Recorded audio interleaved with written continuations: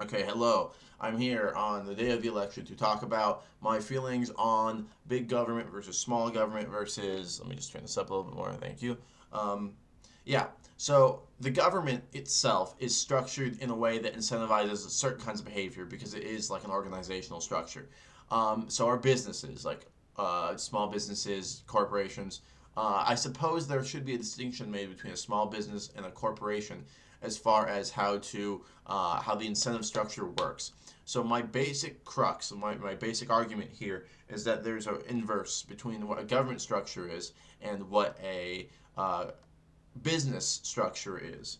And so a business structure, okay, I'll start with government. So in a government structure, the way it works is that you are paid, at least maybe not in all aspects, but you are paid to do a job.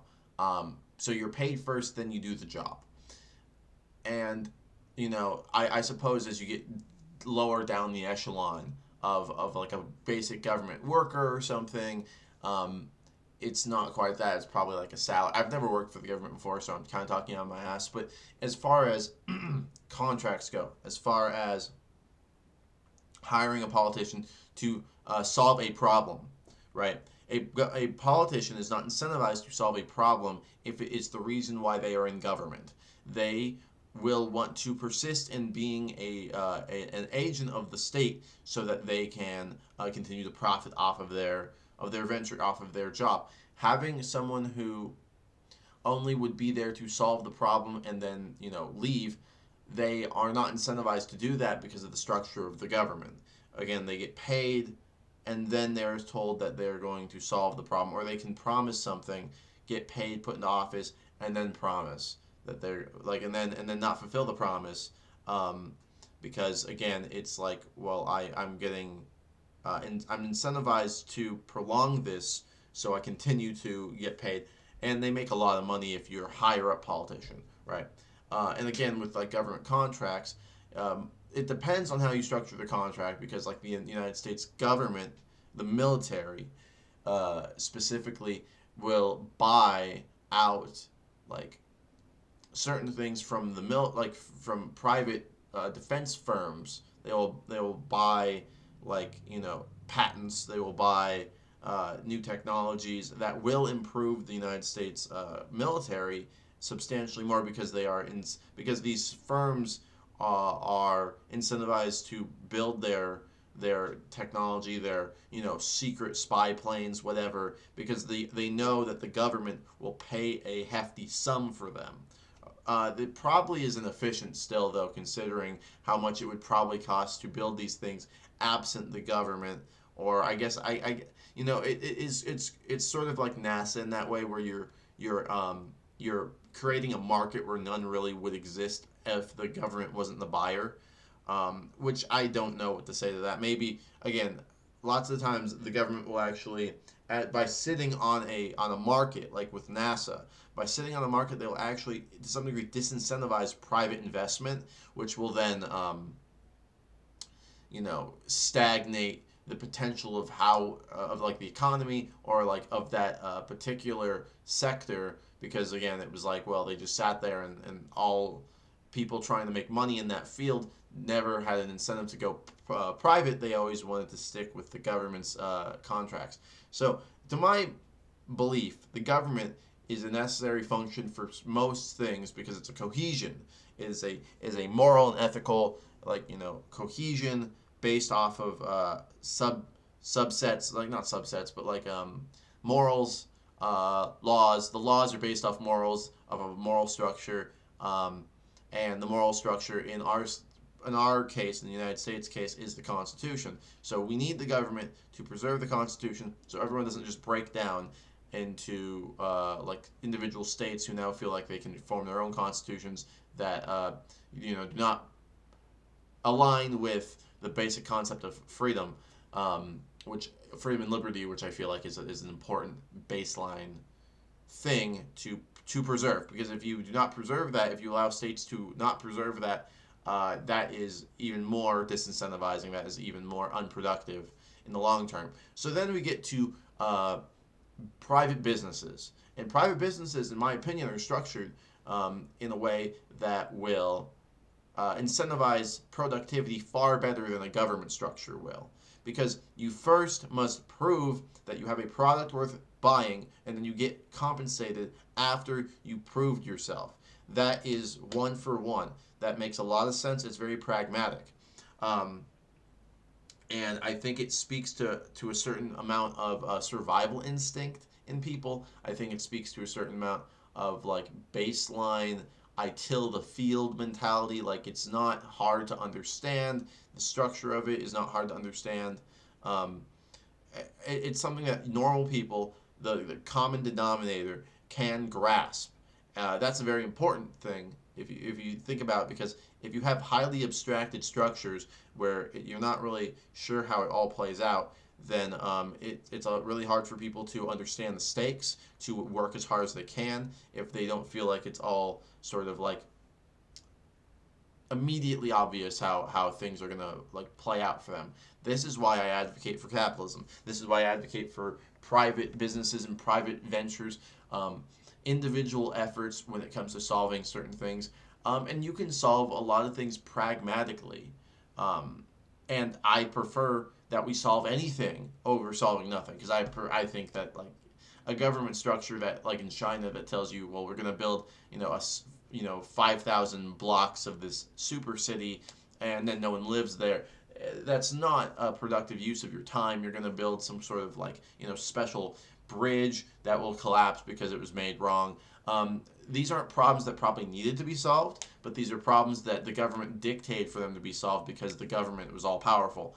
Uh, but a private business will find problems to solve, and then when a need is, when you see a need, and obviously this is the problem with a capitalist structure, is because it's pragmatic, so you can't do long term really. Like you can, but people are um, too enamored with the current point in time, um, and they will sometimes make decisions that are bad long term, but will not.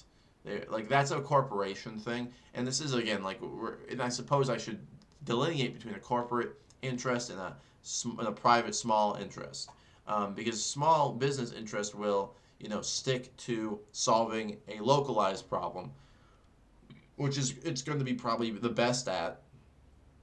I mean, to some degree. Then there's human corruption, and human corruption exists across all these different situations. But okay, I'll constrain so I don't talk off into several different directions. A private business will be able to solve, you know, immediate pragmatic problems, and that is better than, in my opinion, a government structure, which will, there might be trying to tackle larger problems, but in my opinion, not well, because again, they're not structured in a way to, and so you have to only have good intentioned people in the government for the intended purpose of the government to fulfill itself, which is again to be altruistic. Unless people are naturally altruistic going into it, then it won't work. You don't need to be altruistic to um, be in a small government. I mean, a small business or some kind of corporate structure. To some degree, you don't have to be altruistic. You could be selfish, and you can still contribute to the continued functioning of society. Right? You can still work hard, and your hard work, whilst you were not really someone who was wanting to give back to others, has given back to others because again you are incentivized to do so for your own benefit. uh, it helps game human psychology. Now here's the point of the video, because I was thinking about this, or the final question, I suppose. I've talked pretty long. There is a need to derive the best intentions from people outside of these structures, I suppose. And I guess that would just be a grassroots. It exists. It exists in our country. Volunteer work or not for profits, or devoting some of your time to a hobby that will improve the lives of others. Again, a larger frame of reference that will help with large scale problems, right? And again, I feel like to some degree you need to localize the problem, fix it locally, and then expand it outward, and that's how you fix anything. Yeah.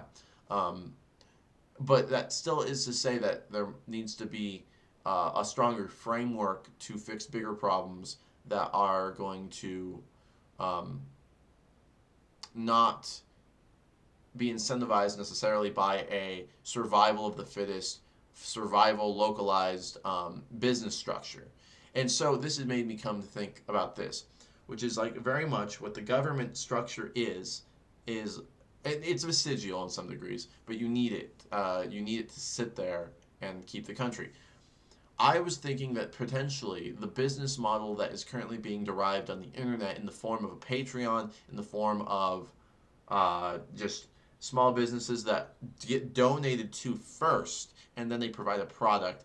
Obviously, that tricks some people into providing, income for people who don't provide good products. They don't provide a good service. They're kind of it's lame. I don't know why people would support that, but they do. Again, to some degree, this is a different question, but I think I think the deriving business structure where a person provides a service for free, and they provide that an example that they are competent, that they have an ability to achieve the goal that they set themselves out to achieve. So donating money to them will be will give back. It will give back in a larger way that you personally were not going to be able to see with just a basic government structure. And it's loftier than a small business. So a government's trying to solve big problems. These people can be trying to solve big problems. They can be proving themselves to be trying to solve big problems, and then people donate to them as problem solvers. And so this is like, see, this is the thing that communists love to talk about. They love to talk about we need like a new world order structure. People who are more conscious of the bigger problems going to solve the bigger problems. And I agree with them, except they are kind of wanting to. They believe people will naturally be able to do that, um, just if they didn't have the pressures of survival on them. And that's not true. People will just become inert if they get all their problems solved. We see this with welfare. It is not enough that you are surviving. You have to be an altruistic person. You have to be a good intentioned, good natured, um, forward thinking, high enough IQ to understand the problems person to solve these problems. And so I think, and this is the thing, like I'm I think this problem will naturally solve itself. It will arise from our current structure because we see that we need a new solution, but we don't know what it is. And I really think it's going to be in the form of like private individuals proving themselves and getting money donated to them to scale upward. It's like a small business, but it's a little different because again you're paying for them to exist, even if they're not a necessary apparatus. Like a business justifies itself to exist. This is not that. You're justifying. Um, it's not. You're proving yourself to be a generalized problem solver and get money donated to you, so you can expand your influence, and that's it. And I feel like that's the future. And again, it's naturally derived from our current structures, from our current mixed economy kind of deal. And I don't feel like it needs a massive social revolution to be instituted. I just think we need to keep pushing in that direction. And so that's kind of like an analysis.